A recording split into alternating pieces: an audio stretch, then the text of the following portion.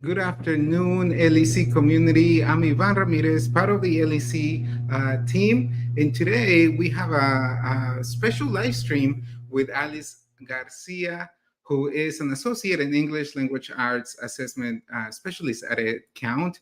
Today, our topic focuses on let me, hold on, let me bring her up. Hi, Alice. How are Hi. you? I almost gave away your title, but I wanted to introduce you first. How are you?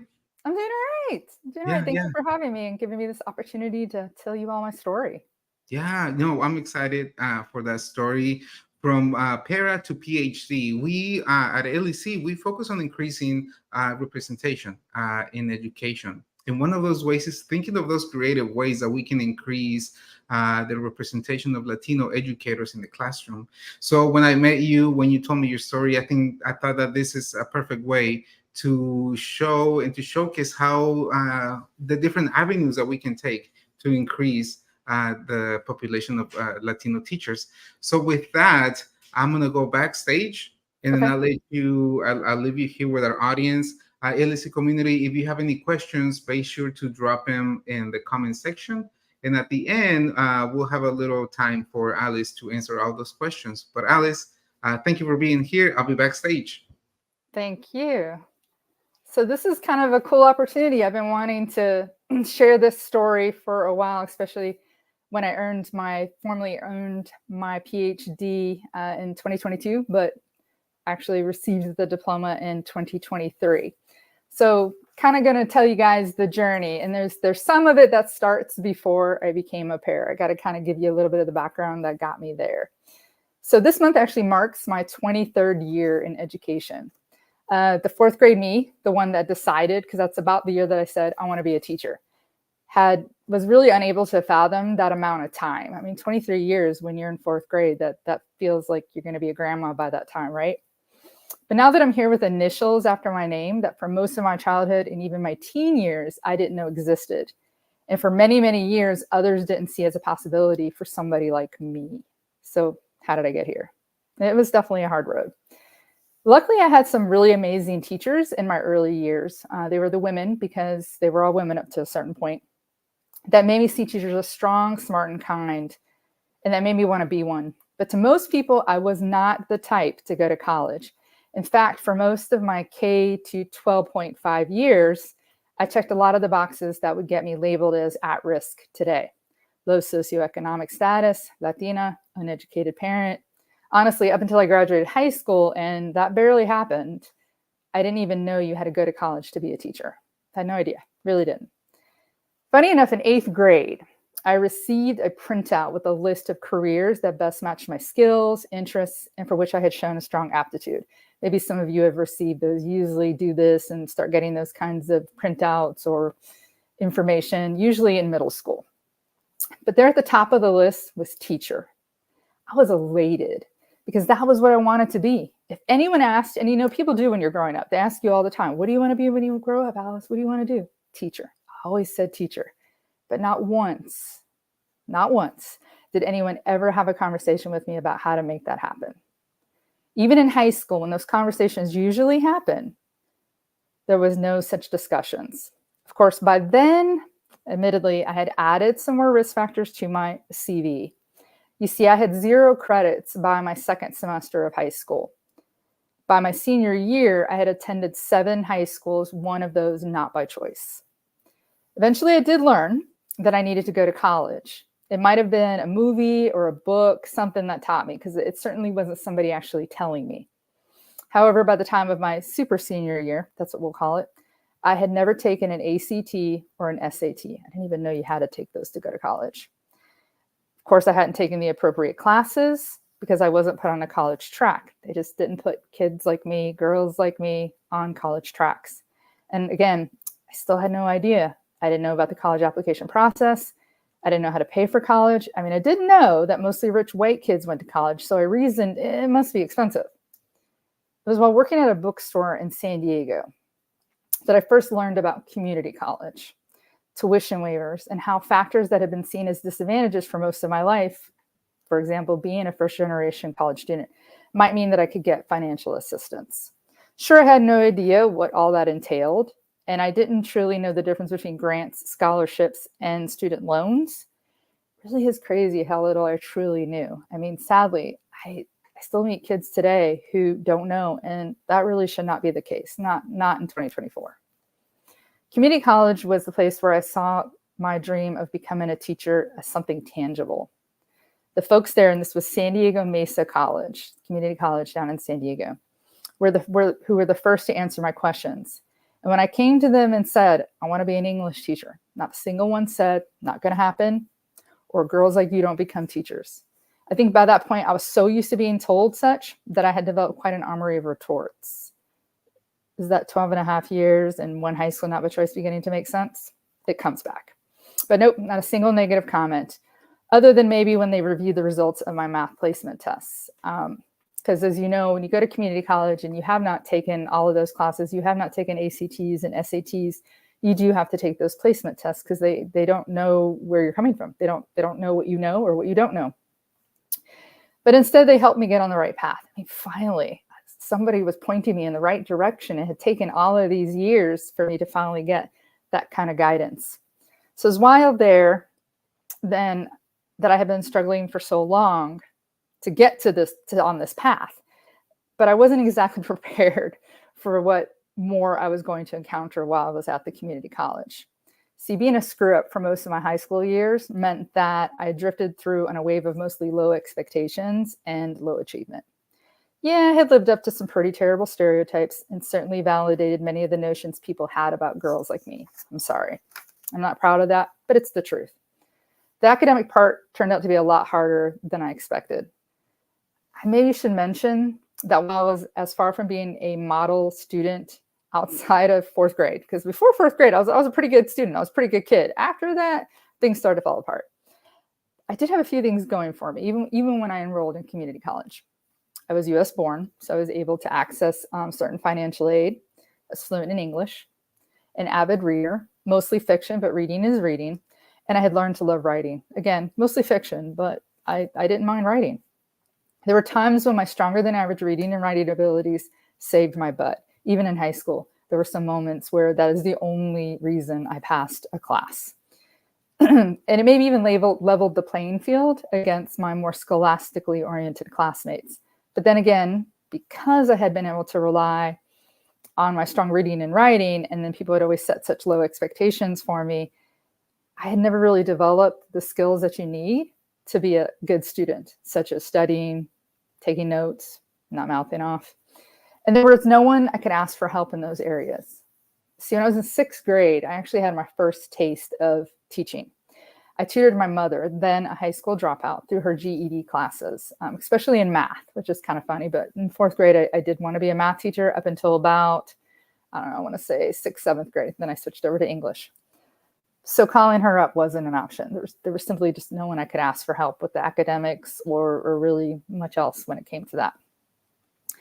This means I nearly flunked out my first semester of community college. I'm not sure you can actually flunk out of community college, but I would say I came pretty close.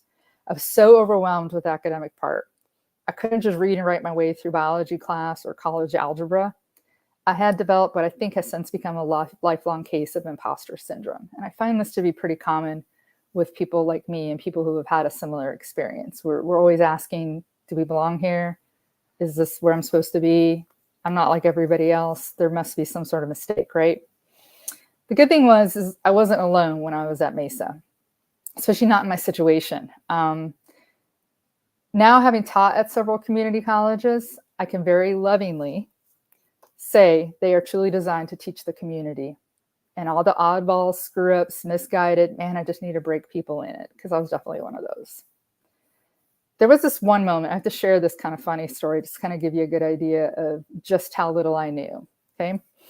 I was in a summer semester at Mesa, and there was a couple, I met a couple, and they were young like me. I was in my early 20s, maybe late teens. And they were slumming it, right? At the community college, taking a summer class while at home on break, okay? We got to chatting, and I learned that they both attended a real school, so a university. In fact, the guy told me that he went to Brown. Now, I had no idea what that was. Didn't sound like a really cool school to me. It sounded like a crayon. I didn't know to be impressed. It made no difference to me. He could have said, I'm attending Brown. I live on Mars. Neither thing meant anything to me. Luckily, they were not a good representation of the average student at San Diego Mesa. But I will tell you that after that brief little chatty moment with them, they never spoke to me again for the rest of that semester. But I am eternally grateful for the community college system, more so than any other institution I have attended. And I've attended a lot at this point. I met a whole lot more people who didn't have Ivy Leagues on their transcripts than those who did. I met ones who shared my heritage, my lackluster academic career, my economic situation. I remember that I had this really supportive academic advisor who called me Mija, and he helped me set up to transfer to a real university. But Mesa will always be where I met the most amazing and influential person, professor, all of the above of my life. And that was Dr. Cesar Gonzalez T. His last name is actually Trujillo, but he only used the T for his hyphen. He was the founder of one of the earliest Chicano studies programs in Southern California, and really the first Mexican-American I ever met with a Ph.D. One day I'll write my tribute to that man. So secure in the idea that I was truly on the path to becoming a teacher, I think it was the third year of college. So by then I had transferred to a university, to a real school, okay? I heard folks talking about becoming instructional aides, so paraeducators at the city's public schools. I heard that all you had to do was to go take a test. Now, oddly enough, I've never had test-taking anxiety. I guess you don't when up to a certain point you haven't been faced with a lot of high-stakes testing. One of the few benefits of people not believing you have much academic potential, I suppose. I made the appointment to take the test, but me being me, I got lost, so I missed it. I almost gave up. I remember driving home that day, and I was really upset because I was like, wow, I just screwed up my chance. Like I'm not going to be able to do this. But I also said, wait, I really think this is a step in the right direction. This is going to help me become a teacher, and I want to do this. So a few months later, I tried again, and I passed. I killed the reading and writing portion. Like I was pretty proud. I think I got 100 on one of those two sections. Barely passed the math. This would eventually become a pattern in my life, by the way. Now, as a viable candidate, I had to hit the pavement and find a school placement, okay? Because this was in the late 90s. It wasn't like I could hop online and see what school was hiring and what wasn't, okay? I knew I wanted to work at a high school. I had made this decision that I wanted to be a high school English teacher, but about the time I was in high school, okay? I knew I wanted to teach English, but especially I wanted to teach anyone who struggled, because already I was looking for ways to change the narrative for others. I found a high school that had openings in ESL and what I will affectionately call remedial English. They just called it general English, but it was really for students who were below grade level. I took the gig, got fingerprinted for the first time, background checked, and made my way to the first class. That was a pretty big deal. I still remember that day of walking in and the group of all the kids looking at me, a 9th grade class of ESL students, most of which were Mexican or Mexican-American, a couple Guatemalan kids, a kid from Somalia, one kid from Brazil, and one kid from Cambodia. So it was a lot of beautiful brown faces looking up at me. I wish I could tell you it was everything I had imagined, and it was actually. It really was. I worked in 2 classes that first year, then 4 the second. And on that second year, they gave me my own class. It was a small group of newcomers. So kids coming in, ESL kids that had absolutely no English and were new to the country. So I was basically their main English teacher. It was a really cool experience. Though I was a paraeducator, they just call us instructional aides there, the teachers I worked with knew I wanted to be a teacher. So unlike so many before me, they gave me lots of opportunities to do all the teacher things, grading, lesson planning, running lessons, picking books.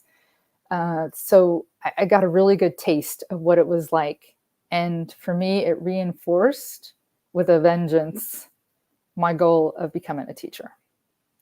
Those 2 years as a para probably gave me the kind of insight that I think student teaching is meant to do, which, by the way, since I was a para for 2 years, I never actually had to do student teaching, which is pretty awesome. I can say that I've never really had to pay to teach.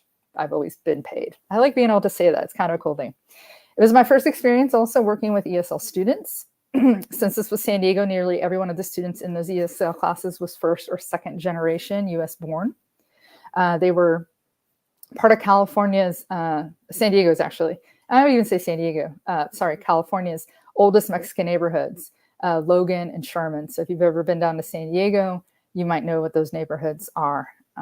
They're very well established. One of them has Chicano Park, which is an awesome place to visit and see with the murals that are underneath the bridge. I mean, it's just historical and beautiful and a great tribute and celebration of the Chicano or Mexican-American culture. Also, these students were part of the busing program because California had just started busing, right? So these students were being bused from Logan and Sherman. So I wasn't teaching in that neighborhood. I was teaching in another neighborhood, but they were being bused almost an hour away, which was not unusual at the time, to come into the school where I was teaching, right? That same year, bilingual education had been outlawed in California. A lot of people didn't know that this actually happened. So ESL was all there was for any of these students. And the amount of Spanish that was spoken during instruction was closely monitored. So you really had to mainly speak English, focus on a lot of those strategies, all sorts of fun stuff like that. Now, I will tell you that I have personally never been identified as ESL, partly because ESL was relatively new when I was coming up, very new. I mean, Lau v. Nichols had only been passed a few years before, and then some of the other laws that have set the civil rights and the laws and the precedents for ESL programming were still in the works when I was coming up as a little kid. But I think it had more to do with my mom. So my mom was a white lady from Brooklyn, okay? And she kind of just was aware, kind of knew that if I was already going to be judged by the way I looked as a little kid, I was much browner, by my last name, by my family, by various other different things. So she wasn't going to let them judge me by putting Spanish down as a home language. It's just a choice that she made because she was really worried that they were going to stick me in the back of the room, completely forget about me, and not give me a lot of the other opportunities that kids who didn't have that home language were going to get. So basically she lied. So now when I see moms do the same thing, I kind of just smile. I try to reassure them that it's going to be okay. And then, you know, if they tell the truth, that they actually put what's on there, like it's a good thing. We're going to help your child. We're going to help them. Okay. After a few detours, I moved to a new state and became a full-fledged teacher. My own classroom, right? In the interview for the district, because you applied to the district and then the district interviewed you and then kind of figured out where you were going to go. It was determined that I'd be a good fit for their alternative school. This was a punitive alternative school. So a school that mostly students were sent to because they had been, we'll say, expelled or removed from their traditional public schools, okay? Now, talk about karma, all right? And I mean that in a good way. Remember earlier when I mentioned the 7 high schools and one that I went to that was not by choice? Yep, it was an alternative school. I went there for about 2 years. Okay, actually, I had a good experience there. It was one of the few schools where I had a really good experience in high school. But being a former alternative student who is now a teacher at an alternative school was pretty cool. I think I had to be one of the first. I got my name on the door, my roster, my grade book, and I hung up one of my straight F report cards in my classroom, as well as the contract that my mom and I had to sign so I could attend that school. If you've gone to an alternative school, you might be familiar with that kind of contract. And then I wrote a little sign next to it that said, your past doesn't need to define your future. Because I was trying to let kids know that I had taken a pretty rocky, bumpy road to get there. And I understood that they were possibly on the same kind of road, but that didn't mean that that was the only road they were ever going to know. Do you know how often students would ask me if the report card was real? Or I always liked this one, if the principal knew I had gone to alternative school. Or even better than that, the other question they would often ask me is, or are you in trouble too, and that's why you're teaching here? Love that. Always loved those questions from those students. So due to yet more misunderstandings, because again, remember, I'm a kid coming up, now a young adult living in the world and not quite knowing what I don't know until it's an issue, right? I found out that there were some additional things I needed to do to get my actual teaching license. So I was hired provisionally, okay? There were more tests, praxis this time, and I had to go back to school to do pre-teacher prep classes. I hadn't done them in undergrad. The school I attended for my BA, for my bachelor's, didn't have an education department. It does now, which is pretty funny, but at the time it didn't. It was actually not a school that you went to be a teacher, and folks reminded me about this all the time. Like all the time at this school when people were like, what are you majoring in? English. We don't have English. Okay, literature, whatever you want to call it. What do you want to do after college? I want to be a teacher. Well, then why are you going here? I was asked that all the time. I was even asked that by academic advisors and professors at that particular school. And it kind of boggled my mind. Like, we need teachers in the world. What's wrong with being a teacher, right? So I was like, all right. I chose to go to that school because it was one of the best schools in the city.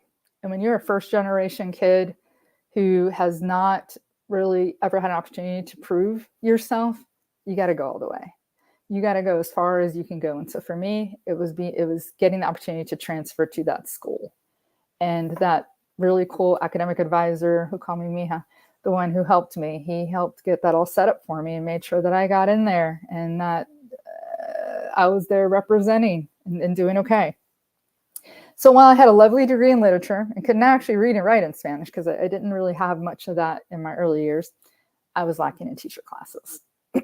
Therefore, I did the most logical thing. I decided to go for a master's because, man, first generation, you got a lot to prove. Plus, somewhere in the back of my mind, I had started dreaming of being an English professor. So, Dr. Alice. I wanted the blazer with elbow pads, the pipe, the completely captivated students. Okay, so maybe my whole idea of what an English professor is and does was heavily influenced by Hollywood and a slight obsession with movies like Dead Poets Society. And yes, I know that is not college, but then I didn't really know the difference, okay? Confession. And I share this next part because it was a significant part of my journey, one that I know is a big factor for a lot of others, especially if you're trying to figure out whether or not you can go and move from being a paraeducator to being a teacher, or to move from being not working in a school at all and going to college to then, start working as a para or a para with a degree. So the first 2.5 years of grad school nearly killed me. So I should say my 2.5 years of that particular grad school, because I've actually gone for a couple more degrees after that. Because I was teaching full-time, going to school full-time, because you had to in order to get the student loans that I was getting at the time. I was also usually working some sort of side gig, like doing homebound teaching. I even worked at a wine shop at one point because I was never a person who had a lot of money. I was exhausted. This was also my first exposure to student loans. I was already working with many teachers, and they had told me so many horror stories, and I knew so many of them had tens of thousands, even a couple of hundreds of thousands of dollars in student loan debt. That was really scary to me. I had seen my mom struggle so much with money, creditors knocking on the door, phones ringing all night, car getting repoed. But I had no choice. I had to take the loans. I needed help. So that was when I applied for student loans. I only took what I needed. And luckily I didn't have any of the debt from undergrad because of community college and Cal grants. But this degree was going to take a little bit more money than I had. So I had to apply for those loans.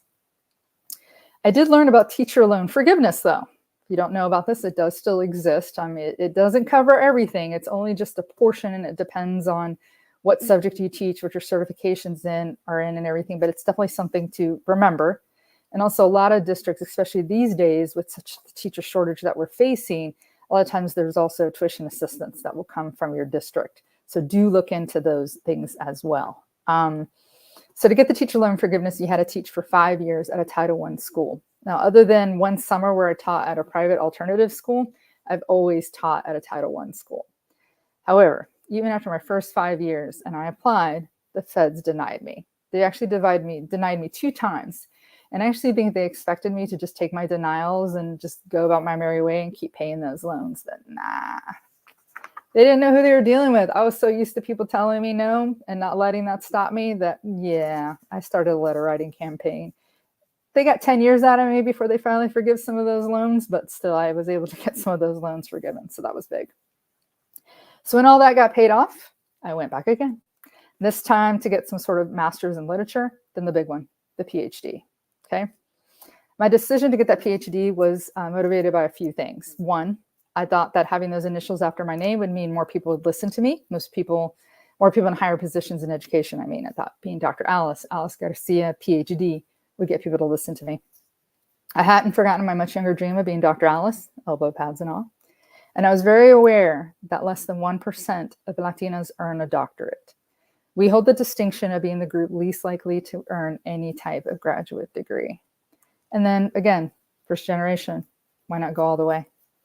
And no lie, while I knew the path, it was still riddled with obstacles, detours, and perilous pits of despair that nearly derailed me completely. I went through so many dissertation advisors. I wanted to give up more than once.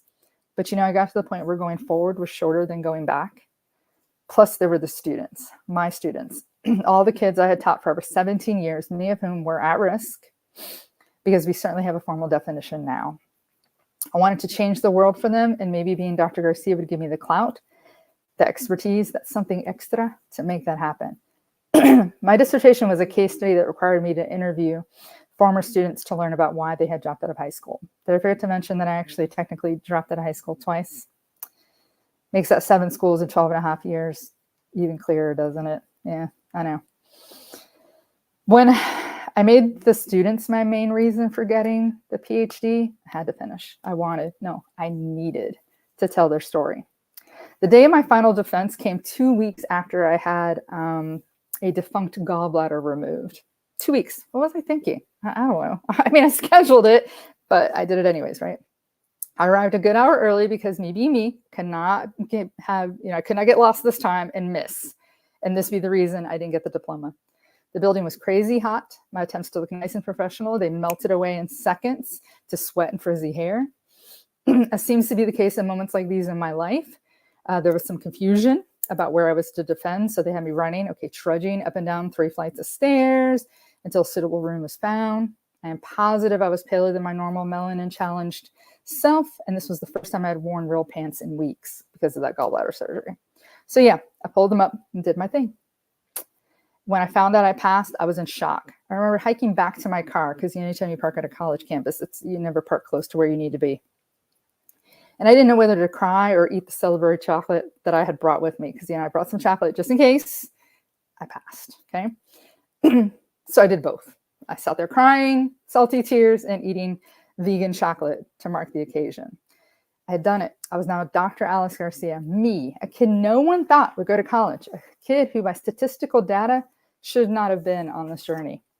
When I walked the stage to accept the terminal degree, and that sounds very scary when they call it that, they announced Alice Garcia to a full, very hot college auditorium. My legs were wobbly. I was so nervous, which when you think about it, it's kind of silly. I mean, all the hard work had been done. I'd done it all. It was completely done at that point. I was so focused on making it to the other side of the stage that I just completely blew past the person who was trying to hand me my diploma folder. So yeah, comic relief. I'm glad I could offer that up that day.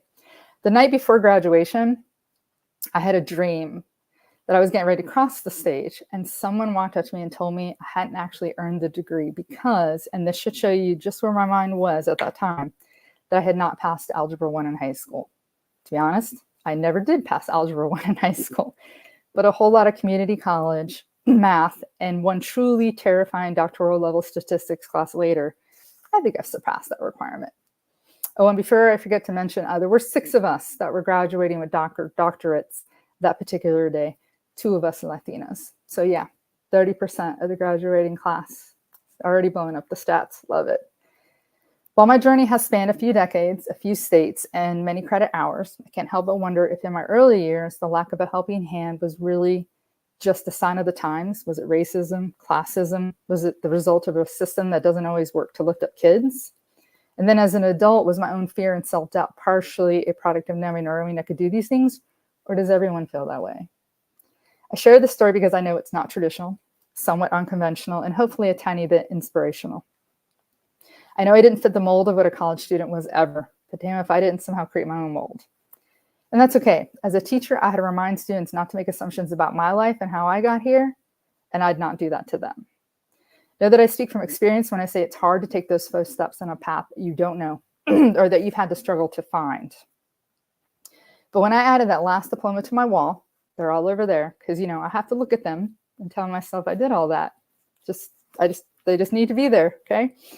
I felt the need to let others know. Like I said, all right, I got this far. I got to share the story and let others know that there's a way to do this, right? Especially if you're one of these people who's on the verge of taking that first step into a classroom, or moving from para to teacher, or from teacher to administrator or academic. There's room in this path for you. And my friends, let's keep it cleared, well lit, and welcoming for others. We need you. The schools need you. So please don't let any of the detours or obstacles that might be there right now be the reason that you don't take this journey. And that's my story. And these are just some little pictures. That's little baby me. The black coat, of course, the black cap and gown, that's me earning my bachelor's. The purple one over there, that's the Ph.D. That bottom picture of me looking a little upset, that's one of my pictures of me being a teacher. A student took that without me knowing. Students like to do that to you. And then on the next slide, I have just a few little acknowledgements, particularly to places like San Diego Mesa College, the Hispanic Scholarship Fund, that professor, El Profe, that he has since passed away, San Diego Unified, Guilford County Schools, all these different people. And then just to say thank you for letting me share my story, and that if I can help you in any way, please reach out. There's my email address. I would be happy to share some words of wisdom, to give you some suggestions on ways to help fund, maybe even convince you of why you should go on and continue your educational career and become a classroom teacher, or maybe go on and earn one of those graduate degrees.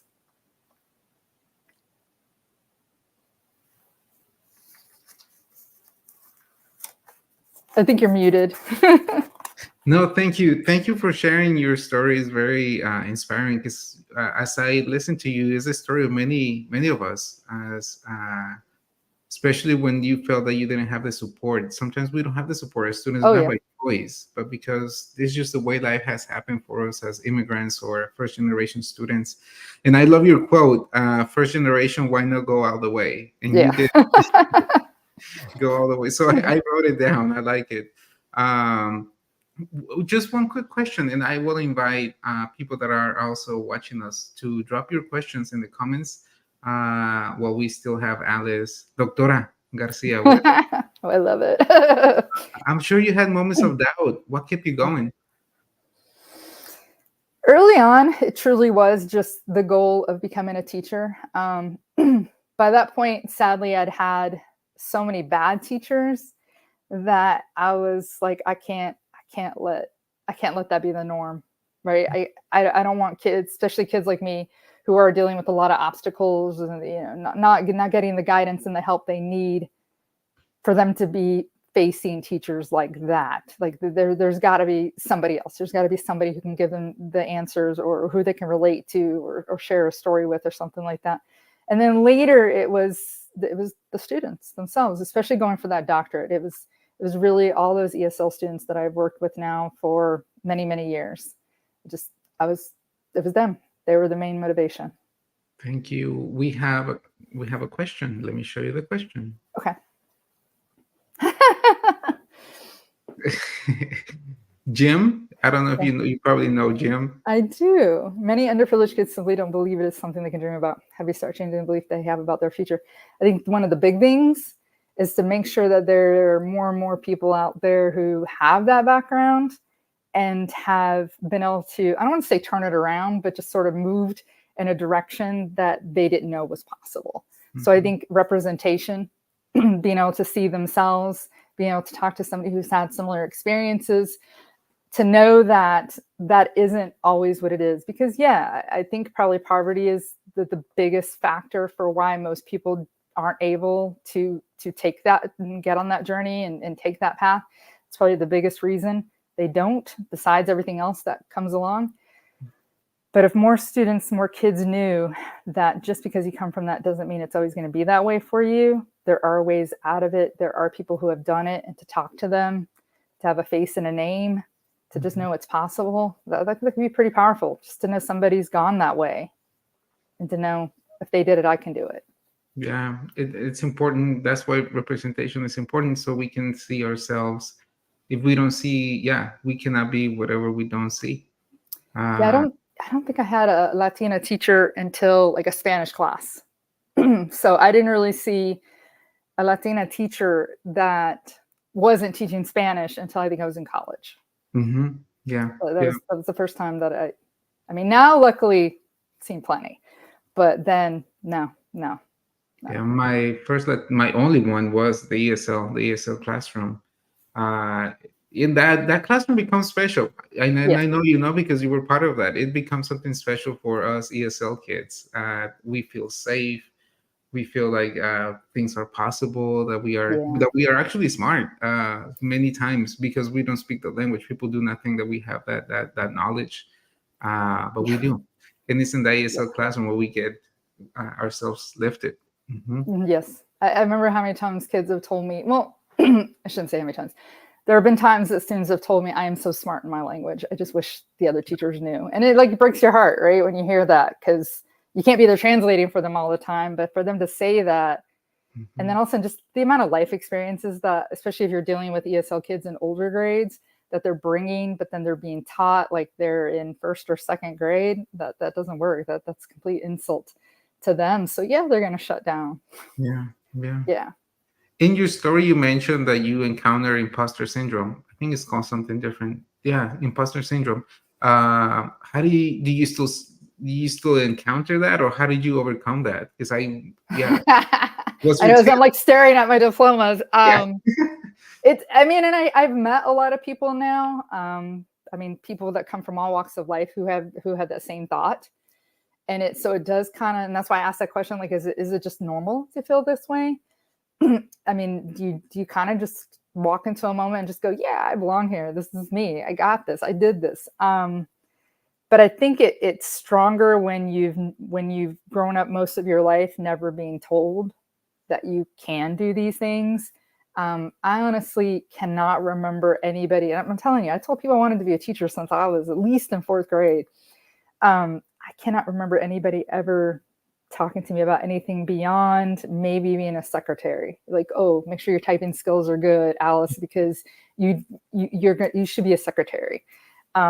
Which, by the way, my typing skills are pretty awesome. But I think for me, it still shows up every now and then. But I have definitely built a lot of confidence in certain areas. Like I know this stuff. It was funny when I was going for the doctorate. One of the many academic dissertation advisors I had made a comment. And I think she meant it as kind of an insult, but I took it as a compliment. And she said, I've advised so many students, but I've never advised one that was so confident in her study. And I remember saying to her, that's because I know this, like, I know these kids, like, I know what this is. I mean, I'm a former high school dropout. I've been working with at-risk kids in ESL for over 20 years. Like, I got this. I truly know this. And I like I said, I think she said it to me as an insult, but I took it as a compliment. So, so that was one time I did not have imposter syndrome. Yeah, I agree with you. Sometimes it just I am better now with imposter syndrome, but it shows up. I don't know if it does. And I mean, and like I said, maybe it's normal, maybe it's more prevalent in people like us. I don't know. But I think we band together and we help each other out more and remind each other, like, no, we belong here. Yeah, we're not impersonating anybody. This is who we're supposed to be. Yes. Yeah, you're full of good quotes. Good thing is recorded. No, thank you. We are almost near the end, but thank you for sharing. We work with different education professionals, and parents are an important part of this work, very important in schools. And then this is a way to inspire them, to let them know that they can also continue and keep going, and then have different positions in a school. But thank you. I don't know if you have any final words to those parents or educational professionals that are thinking that want to move ahead, or yeah. And I know it's hard. Trust me, I know I've literally been there. But yes, being a paraeducator is very important. You guys have a very, very important role in education, but being a teacher is where you really get to have that influence and that voice, and it opens even more doors for you, right? So for me, do the para thing, but then move on. And I definitely want to see more and more kids coming out of the community, particularly our former L's or any of our bilingual kids who are kind of, sitting there going, I don't know what to do. I don't, I'm working at a grocery store, or I'm working at a gas station. I have a lot of conversations with former students going, why don't you look at becoming a paraeducator? Because most states will hire you with just a high school diploma. And if you do get an associate's, it will kick you up to another pay scale. And then, of course, if you have a bachelor's, these days, schools are so desperate that you can get hired like I did as a provisional teacher, where you have a couple of years to then complete your teaching, get your teaching certificate, and the district a lot of times will help you. So it's like once you can get your foot in the door, it opens a few more doors. And then once you become a teacher, it opens up even more doors, and you get to influence and work with even more students. And again, they're getting to see more representation and more faces and names and voices that sound like theirs. And that's just, the fact that I'm remembering that academic advisor, and the first time that I walked in and he was like, hola, mija, ¿qué quieres? And just hearing that, and just like, like it had been so long. So I still remember his name was David Navarro, not the guitar player from Jane's Addiction. Totally different guy. But I still remember him. Mm-hmm. Thank you for those words. I last want to also elevate the work of the paras. At times, they might be the only representation that those students have. So it's very important work that they are doing. Yes. But yeah, we encourage you to also become a teacher. Thank you, Doctora Alice Garcia. Muchas gracias. Hope to see you soon. This was a great conversation, great story that you get to share with us. But yeah, we'll see you. We'll see you pretty soon. Yes, and please reach out, anybody, if you have questions, comments, concerns, or you just want to, share your story with me. I would love to hear it. Thank you. See you all later. Thank you very much. Bye-bye.